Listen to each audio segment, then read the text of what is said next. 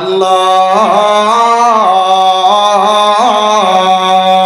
ও নবীজি আমি আল্লাহ শুনে নিয়েছি বলে সুবহানাল্লাহ।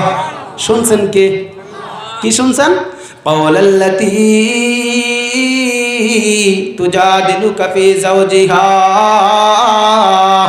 ওই বিবির কথা, ওই নারীর কথা, ওই বিবির কথা আমি শুনেছি যে আয়েশা আপনার সাথে তর্কে লিপ্ত হয়ে গেছে বলে সুবহানাল্লাহ।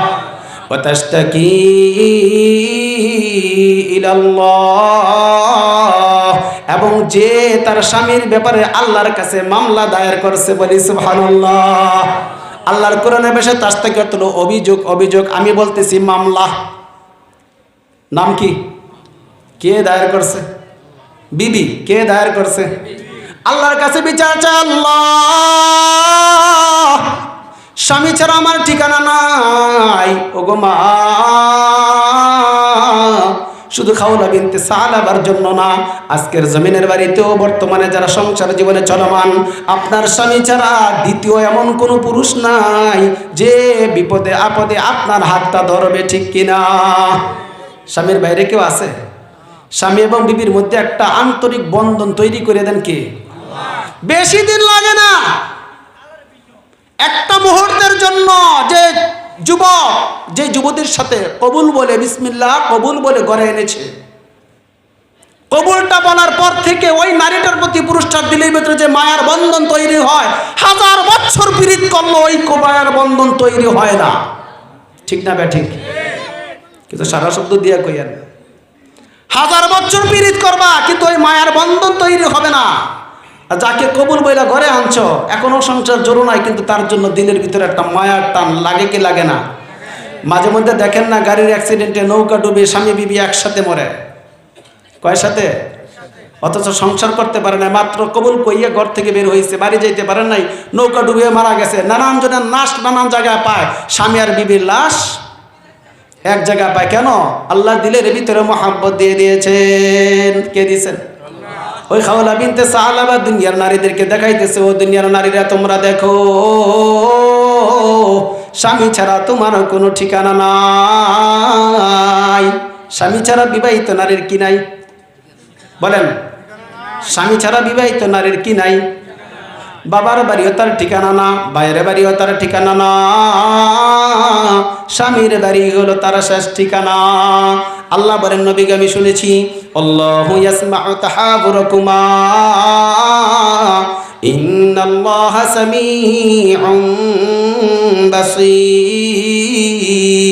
আল্লাহ পাক নবীজিকে জানায় দিলেন, হাবিব গো, তারা স্বামী বিবি গোপনে চুপিসারে ঘরে বসে ঝগড়া করে যে কথাগুলো বলেছে, আমি আল্লাহ আমার আরশে আযমে থাকিয়া তাদের সবগুলা কথা আমি শব্দ বাই শব্দ শুনে নিয়েছি বলে সুবহানাল্লাহ।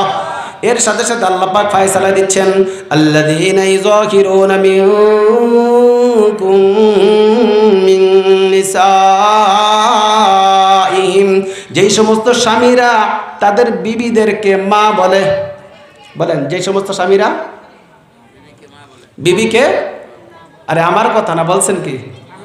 আল্লাহ বলেন, আল্লাযীনা ইযাহিরুনা মিনকুম মিন নিসাইহিম, যেই সমস্ত বিবিরা মেন্টাল, যেই সমস্ত স্বামীরা লুজ হারায় যায়, টেম্পার হারাইয়া মেন্টাল হইয়া বিবিকে মা বলে বসে, মা হুন্না উম্মাহাতিহিম, মুখে বলার কারণে বিবি স্বামীর জন্য মা হয় না বলে সুবহানাল্লাহ।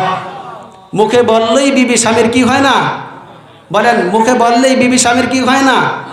মা হয় না। তো মা কয়টা বলেন তো? মা কয়টা? একটা। কে? আল্লাহ পরিচয় দিচ্ছেন, ইন উম্মাহাতুহুম ইল্লাল্লাহি ওয়ালাদনাহুম, মা তো সেই নারী যে তাকে পেটে ধরে জন্ম দিয়েছে বলে সুবহানাল্লাহ। আরে মা তো সেই যে নারী 9 মাস তোকে পেটে রেখেছে, তোকে প্রসব করেছে, সেই তোর মা। ওয়া ইন্নাহুম লায়াকুলুনা মুনকারাম মিনাল কওলি ওয়া যুরা, এই মায়ের বাইরে আরো মা আছে না নাই? এই মায়ের বাইরে আসল মা, এটা আমার ধাত্রী মা, আমার জন্মদাত্রী মা, যিনি আমাকে পেটে ধরেছে। এই মায়ের বাহিরে আর কোনো মা আমাদের সমাজে আছে? নাই। এই মায়ের বাইরে আর কোনো মা নাই? দেখি, দুধ মা আছে না নাই? আছে না নাই? নিজের মা তো আসল মা, এটা হলো সলিড মা। আসল মার নাম কি? সলিড মা। সলিড মা কারে কেউ বুঝেন না?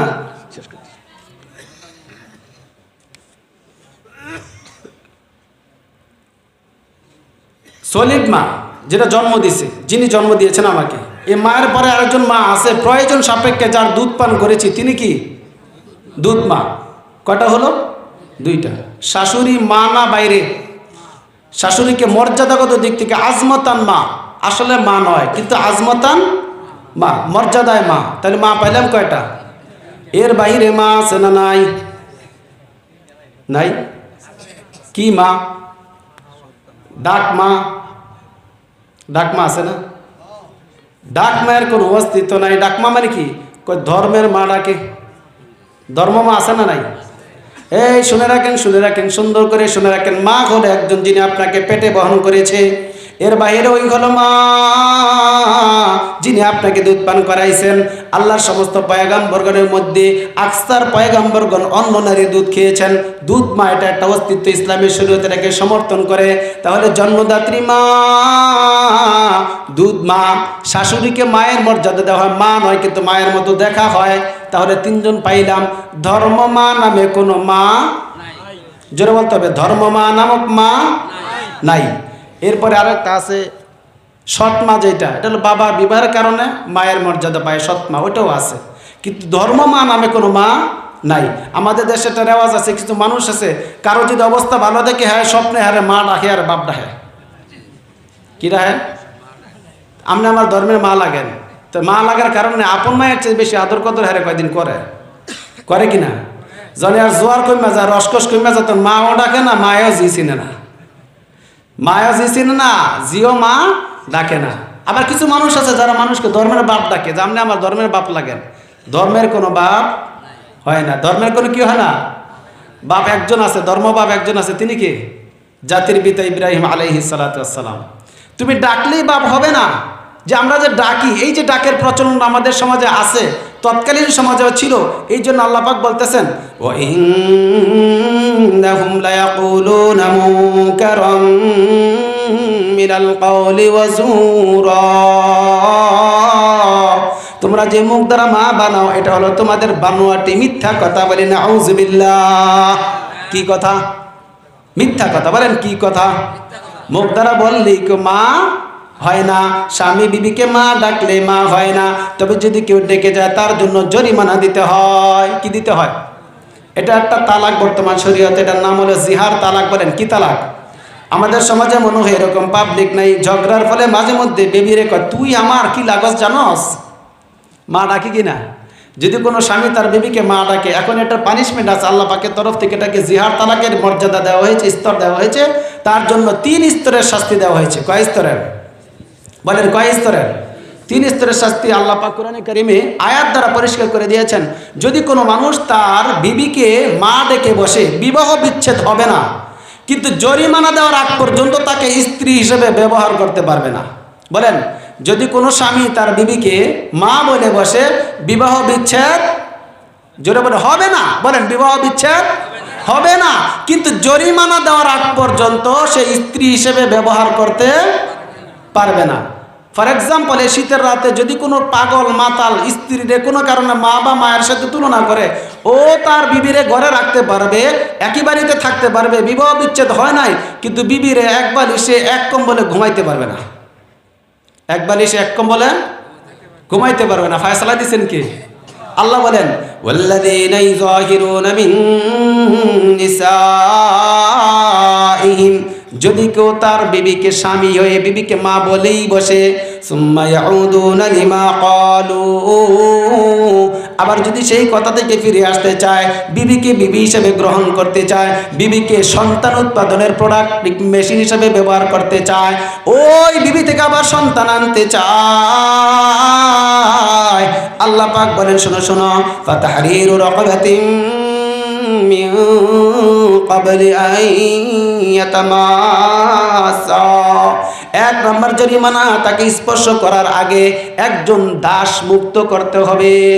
একজন, তাহলে দাস মুক্তির ব্যবস্থা আমাদের সমাজে আসেনি, তো করব কোত্থেকে? দাসত্ব প্রথা আমাদের সমাজে আছে? যেখানে আছে সেখানকার মানুষের জন্য, আমাদের দেশে নয়, আমেরিকান অঞ্চলে কোনো কোনো জায়গায় এখনো আছে। যদি থাকে তাহলে একজন দাস মুক্ত করতে হবে। এক নম্বর অপশন, যদি কোনো কারণে না থাকে, অ্যাবসেন্স হয়ে যায়, তাহলে বান্দা কি করবে? আল্লাহ পাক সামনে বেরে বলতেছেন, ফামান লাম ইয়াজিদ ফাসিয়ামু শাহরাইনি মুতাতাবিআইনি মিন ক্বাবলি আন ইয়াতামাসা। ও বান্দা, এক নম্বর অপশন, দাস মুক্তির ব্যবস্থা যদি না থাকে তোমার সমাজে, অথবা তোমার অপারগতার কারণে, টাকার সংকটের কারণে তুমি করতে না পারো, 2 নম্বর জরিমানার অপশন হলো তোমাকে 60টা রোজা রাখতে হবে। কয়টা রোজা? ফাসিয়ামু শাহরাইনি মুতাতাবিআইন, লাগাতার 60টা রোজা। কেমন? ওই রোজার মাঝে ব্রেক দেওয়া যাবে না, ওই রোজার মাঝে সামনে রোজার মাস রেখে রাখতে পারবে না, ওই 60 রোজার মাঝে কোনো হারাম দিন থাকবে না। বছরে 5 দিন রোজা রাখা হারাম। কয়দিন? 2 দিন, আইয়ামে তাশরিকের 3 দিন, এই 5 দিন রোজা রাখা হারাম। এই 5টা দিনের অ্যাবসেন্সে 60টা রোজা লাগাতার রাখতে হবে। 60টা রোজা কি লাগাতার রাখতে হবে। এবার বুঝেন, যারা এই অবস্থায় পড়ে যাবেন, এই অবস্থা যারা পড়ে যাবেন, এই আয়াতের প্রসঙ্গে এই অবস্থা পড়ে যাবে, কয়েকটা ঘটনা তাফসীরে কিতাবে আনা হয়েছে, আমি ওগুলো যাবো না এখন। সাহাবীদের জীবনে ঘটনা ঘটেছিল। তৃতীয় অপশন আল্লাহ বলেন, এটাও যদি তুমি না পারো, 60টা রোজা রাখতে পারবে না, আবার কষ্ট যে আল্লাহ কিভাবে করবো 60টা রোজা? এই 60 রোজার পরে আনা বাদ বেরিয়ে ছুটবে, ফারাক্কার বাদ, তারপর না বর্ষার পানি নদীতে যাবে, আমার তো সহ্য হবে না আল্লাহ, এতদিন থাকতে পারবো না। বিবি থাকবে এক পাশে আর আমি থাকবে এক পাশে, তাও 60 দিন। কয় দিন? আরে মেয়ে, রমজানের রোজা রাখতে তো প্রথম 20টা পর্যন্ত গেলে কোনো রকম ভালোই যায়, 20টার পরে তো আমরা এমনি কাহিল হয়ে যাই, ঠিক কিনা? তো 60 রোজা আমরা রাখবো কিভাবে? আল্লাহ বলেন, বান্দা তুই যদি 60টি রোজা রাখতে না পারিস, এরকম সক্ষমতা তার ক্যাপাসিটি না থাকে, তাহলে তোর জন্য আরেকটা সবচেয়ে ছোট অপশন কি? ফামান লাম ইস্তাতি' ফাইতআমু 60 মিসকিনা। 60টি রোজা রাখতে পারিস না, তাহলে 60 জন মিসকিনকে খাবার খাইয়ে দে। বলি সুবহানাল্লাহ। এটা মোটামুটি সহজ কিনা? 60 জন মিসকিনকে খাবার খাইয়ে দাও, তাহলে তোমার যে জরিমানা ছিল বিবিকে মা ডাকার, এই স্বাদ মিটাই দিলাম, এরপরে তুমি তোমার বিবিকে নিয়ে স্বাভাবিক সংসার করো। আমাদের সমাজে যদিও এই বিষয়গুলো আলোচনা কম, কিন্তু এই বিষয়ের উপস্থিতি আছে না নাই? দুর্ঘটনা কিন্তু সচরাচর হয় না। এই যে আমাদের হাই রোড, চৌরাস্তার যে সামনে যে হাই রোডটা আছে, এটাতে হাজার হাজার গাড়ি দৈনিক চলে। কত গাড়ি? হাজার হাজার গাড়ি দৈনিক চলে। অ্যাক্সিডেন্ট কি প্রতিদিন হয়? মাঝে মধ্যে যে একটা হয়, 2টা হয়, এটাই তো আমার আপনার জন্য হাই হাই যাইস না, অ্যাক্সিডেন্ট হইব।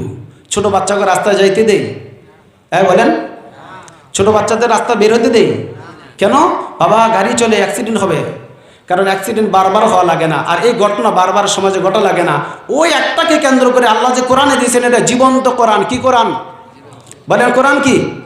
কোরআন যেহেতু এখানে আছে, এই ঘটনা জমিনে আমার আর আপনার মাঝে না থাকলে ভালো, আলহামদুলিল্লাহ। আর যদি কারো মাঝে ঘটে যায়, তাকে বুঝাই দিবেন, ভাই বিবির তো মা ডাকা যায় না, মা যদি ডেকেই ফেলেছে। কেউ যদি আউশ আল্লাদ করে ডাকে, হবে কি হবে না?